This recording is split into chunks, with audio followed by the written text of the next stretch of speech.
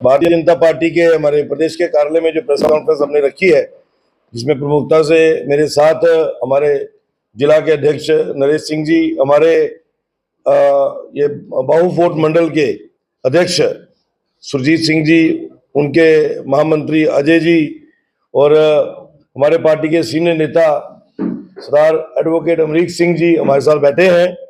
विषय बड़ा ज्वलंत है मित्रों, आप सबको पता है कि पिछले तकरीबन 22-23 सालों से जम्मू को एक दीमक ने गिरफ्त किया हुआ है। लगातार उस पे प्रयास कहाँ हुए कहाँ नहीं हुए इस पे मैं नहीं जाऊंगा, लेकिन वो दीमक आज आहिस्ता आहिस्ता बढ़ती पूरे समूचे जम्मू प्रोविंस, खास करके मैं कहूंगा हमारे बाहू विधानसभा क्षेत्र और जम्मू जिले के लिए एक नासूर बन चुकी है। और वो दीमक है बांग्लादेशी रोहिंग्यों का यहाँ पे बसना। अब किस ट्रीटी के तहत लाए गए, कौन सी सोच थी उस वक्त? तो यही लगा कि शायद जम्मू के डेमोग्राफिक सेटअप को बिगाड़ने के लिए, जहां के एक भौगोलिक स्थिति को भी चेंज करने के लिए शायद कुछ हुक्मरानों ने कुछ लोगों को लाया होगा, कुछ परिवारों को लाया होगा। लेकिन आज कुछ परिवार जो है वो हजारों की तादाद में हो गए हैं और जनसंख्या जो है वो लाखों की तादाद में हो गई है। शायद जिनका कई बांग्लादेशी रोहिंग्यों के बच्चों का जन्म भी जम्मू में हुआ है, और किसी भी कोने में रहना, और खास करके जम्मू कश्मीर में, और उसमें भी फिर जम्मू में इस तरीके से पनपना और फैलना जो है वो जम्मू की डेमोग्राफी को डैमेज करने के लिए और जम्मू के सिक्योरिटी सिनेरियो को थ्रेट करने के लिए मुझे लगता है कि वो काफी बड़ा एक रोल निभा रहा है। हमने लगातार इस पे कार्रवाइयां भी की, हमने इस पे प्रोटेस्ट भी किए, हमें जम्मू बचाओ आंदोलन भी बनाया, उसको लेके हम सड़कों पे भी बहुत बार उठे, कई बार इन पे कार्रवाई भी हुई, कई लोगों को गिरफ्तार करके हीरानगर जेल में डाला हुआ है, वहां भी वो फल फूल रहे। इनको जेल में डालने की जरूरत नहीं है, इनको पकड़ के धरपकड़ करके बॉर्डर में जाके छोड़ने की आवश्यकता है कि जहां से आए हो वहां वापस चले जाओ। सबसे बड़ी बात यह है कि बसें तो है, लेकिन बसें कहां है? किनके प्लाटों में इन्होंने झुग्गियां बनाई हैं, किनके इशारे पे बनाई हैं? इसकी जब हमने तहकीकात की तो बड़ी पिक्चर क्लियर हुई कि जम्मू के अनेक ऐसे परिवार हैं, वो किसी भी जात समुदाय से हो, अधिकतम ने सरकारी जमीनों पे कब्जा करके इनको झुग्गियां बना के दी हुई है और उन झुग्गियों का इनसे किराया लिया जाता है। लेकिन बदकिस्मती उन झुग्गियों के अंदर जो बिजली और पानी सप्लाई हो रहा है वो हमारे जम्मू के लोगों के कोटे का बिजली और पानी है। मेरी कॉन्स्टिट्यूंसी के लोगों के हिस्से की बिजली है, उनके हिस्से का पानी है, जो गैर कानूनी तरीके से इनको जा रहा है। मैं एडमिनिस्ट्रेशन को सख्ती से ये कहना चाहता हूं कि बतौर विधायक बाहू विधानसभा क्षेत्र मैं नहीं चाहता हूं कि यहां पर ये ज्यादा देर और रहे। आप अपनी एजेंसीज को मुस्तैदी से एक्टिवेट कीजिए, तत्काल इनका पहले बिजली पानी बंद कीजिए। जब बिजली पानी बंद होगा तो ये यहां से मूव करेंगे, जब यहां से मूव करेंगे तो कहां जाते हैं उसको चैनलाइज करने की जरूरत है। फिर यह भी देखना पड़ेगा कि कौन से लोग इनको शेल्टर करते हैं, क्या एडमिनिस्ट्रेशन में है, क्या कोई सिविल सोसाइटी में है। और मुझे लगता है कि इन बांग्लादेशी रोहिंग्यों से ज्यादा कल्प्रिट, ज्यादा जम्मू का दुश्मन वो है जिसने अपने प्लाटों में इनको बिठाया हुआ है। मैं डिवकॉम जम्मू, डीसी जम्मू और हमारे एसडीएम साउथ, जिनके अधीन मेरी बाहू विधानसभा क्षेत्र आती है, उनसे सख्ती से निवेदन करता हूं कि तत्काल इन प्लाटों की रैकी करके उन प्लाटों को सील करिए, उसका रेवेन्यू रिकॉर्ड निकलवाइए कि वो प्लाट सरकारी है या मालकी है। अगर मालकी है तो अगर वो किराया लेता है तो टैक्स कितना भरता है। अगर इनसे किराया लिया जा रहा है तो मुझे यहां से बताया गया कि एक एक परिवार जो है जिन्होंने इनको बसाया हुआ है वो 3 से 4 लाख रुपया महीना किराया इकट्ठा करता है। जिसकी 4 लाख 3 लाख रुपए महीने की इनकम हो, वो बिजली पानी का किराया भी ना दे और टैक्स भी ना भरे, तो ये तो मुझे लगता है कि अनारकी से इससे बड़ा सबूत और क्या हो सकता है।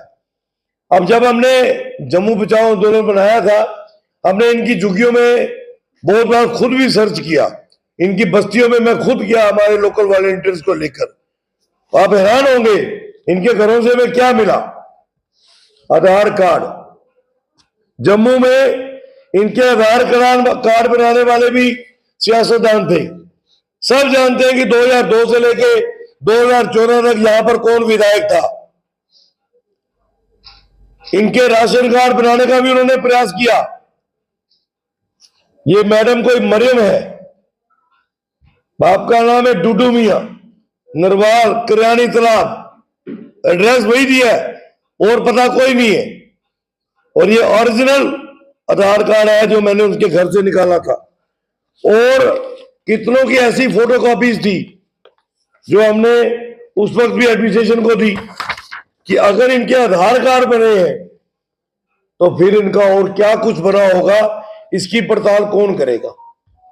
अब ये मरियम ना जाने अब यहां किससे इसने शादी कर ली, कितने इसके बच्चे हो गए, कहां कहां ये रह रही है, कहां कहां इनका नेटवर्क गया है। ये जो कैप्सूल है ये सिक्योरिटी थ्रेट बन चुका है जम्मू के। इस पे तत्काल प्रभाव से मैं तो जम्मू कश्मीर पुलिस से जरूर कहूंगा कि आपको मुस्तैदी लानी पड़ेगी, क्योंकि जम्मू में नशा, चोरी, सेक्स ट्रेड तक जो है उसमें बांग्लादेशी रोहिंग्या पाए गए हैं। मेरे विधानसभा का मैक्सिमम क्षेत्र, खास करके ये तुकुटा नगर, छन्नी हिम्मत, टचिंग सैनिक कॉलोनी, चन्नी रामा, फिर गांधीनगर, वहां पे जितना भी जम्मू म्युनिसिपल कॉर्पोरेशन के माध्यम से कुछ ऑटो जो कूड़ा कलेक्ट करते हैं घर घर से, उन कूड़ा कलेक्शन के अंदर जो लोग लगे हैं वो बांग्लादेशी और रोहिंग्या लगे हैं। क्यों? जम्मू के लोग काम करने के लिए नहीं है क्या? क्यों बांग्लादेशी रोहिंग्या को काम दिया गया है? और वो काम क्या कर रहे हैं? वो घर घर जाके कूड़ा नहीं उठा रहे, वो हमारे इलाके की रैकी कर रहे हैं। एक घर को वॉच करते हैं कि इस घर से सिर्फ एक बूढ़ी माँ आती है या फिर घर का कोई सेवादार आता है जिसको लोगों ने आयकर सेवा कर्मी रखा होता है, वही कूड़ा देके जाता है। कोई और male female elderly young gents दिखते नहीं है। फिर पता लगता है कि 10 दिन के बाद उन घरों में चोरी हुई। ये एक पूरी मोटर्स ऑपरेंडी चल रही है। मैं डीजीपी साहब से भी आपके माध्यम से आग्रह करूंगा कि मेरे इलाके के जितने भी एसएचओ, डीएसपी और हमारे एसपी साहब जो ऑलरेडी इसके ऊपर काम कर रहे हैं, उनको और मैन पावर दीजिए, क्योंकि मैन पावर की कमी है पुलिस के अंदर, मैन पावर की कमी है। उनको मैन पावर से इक्विप करके इस पूरे इलाके की निशानदेही करके करेंगे जहां पर ये लोग रह रहे हैं, तो ऑटोमेटिकली चोर भी मरेगा, चोर की मां भी मरेगी। क्योंकि चोर को अकेले मारने से मसला हल नहीं होगा, चोर की मां को भी साथ में लेना पड़ेगा रडार पे। जम्मू म्युनिसिपल कॉर्पोरेशन के अंदर ये जो धांधली बांग्लादेशी रोहिंग्यों को लेकर चल रही है, ये कमिश्नर साहब तक भी पहुंची है। और मैं आपको बताना चाहता हूं कि एचएम साहब का जम्मू का टूर था, हमारी एचएम साहब की बैठक में भी मैंने उनके नोटिस में लाया और उन्होंने इसका सीरियस संज्ञान लिया। मुझे जानकारी मिली है कि इसके ऊपर काम हो रहा है, होना भी चाहिए। जम्मू में हमारे बच्चों की लाइफ को थ्रेट हो गई है। जो हमारा नरवाल, किरानी तालाब, बठिंडी के नीचे का लगता है का एरिया है, वहां हमारे लोकल जो लोग हैं, चाहे वो हिंदू है, मुस्लिम है, सिख है, उनके घरों में खतरा पनप रहा है।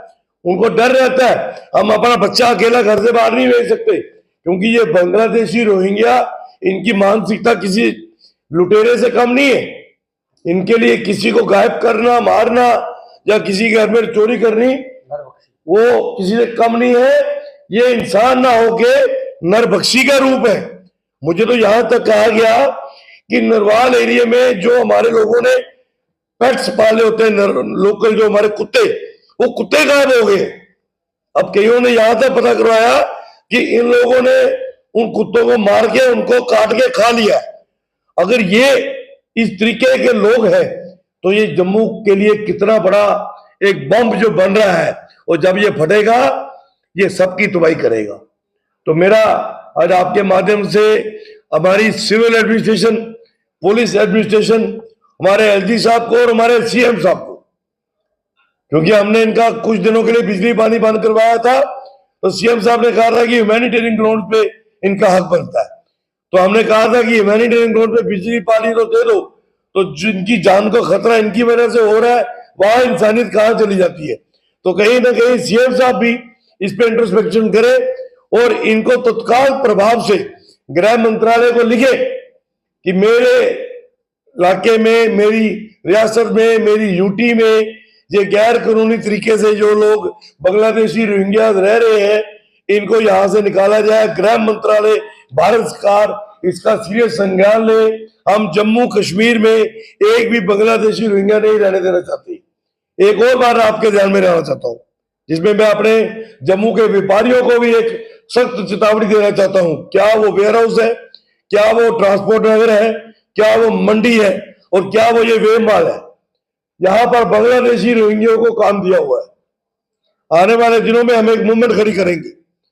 जिस दुकानदार के पास, जिस फैक्ट्री के अंदर, जिस मंडी के अंदर, आड़ती के पास वे मार्ग में बांग्लादेशी रोहिंग्या हमें कार्यरत दिखा, उस व्यक्ति का, उस दुकानदार का, उस जम्मू के नागरिक का हम सोशल बायकॉट करवाएंगे और उसको लोगों में एक्सपोज करेंगे कि ये चंद पैसे बचाने के लिए, क्योंकि जम्मू का बच्चा अपना हक पूरा मानता होगा, और बांग्लादेशी रोहिंग्या क्योंकि उसको पता है उसने 80% तो चोरी करनी है, तो कम पैसों में मान जाते हैं, उनको रख लेते हैं। उस दुकानदार को भी हम नंगा करेंगे, और जिन प्लाटों में ये रह रहे, आने वाले दिनों में उनके नाम भी हम पब्लिक डोमेन में डालेंगे कि ये लोग हैं जिनके प्लाटों में बांग्लादेशी रोहिंग्या रह रहे हैं। अगर तत्काल इन्होंने उनको नहीं निकाला या सरकार ने उन पर कार्रवाई नहीं की, क्योंकि वो सारी सरकारी जमीनें, बहुत कम है जो माल की जमीनों पे अपने प्लाटों में, माल की जमीन वाला तो बहुत बड़ा गुनहगार हो गया कि माल की जमीन में तूने गैर भारतीयों को बसाया है, और सरकारी जमीन कब्जा करके तुम बांग्लादेशी रोहिंग्या को बसा रहे हो। इससे बड़ा देशद्रोह का मामला कोई नहीं बनता है। इन पे देशद्रोही का मामला डालना चाहिए, इन पे एफआईआर दर्ज करके इन पे कार्रवाई होनी चाहिए, ताकि जम्मू को हम तत्काल बांग्लादेशी रोहिंग्या से मुक्त करवाए और जम्मू के लोग एक सुखद जिंदगी जी सके। इसीलिए आज हमने ये प्रेस कॉन्फ्रेंस की।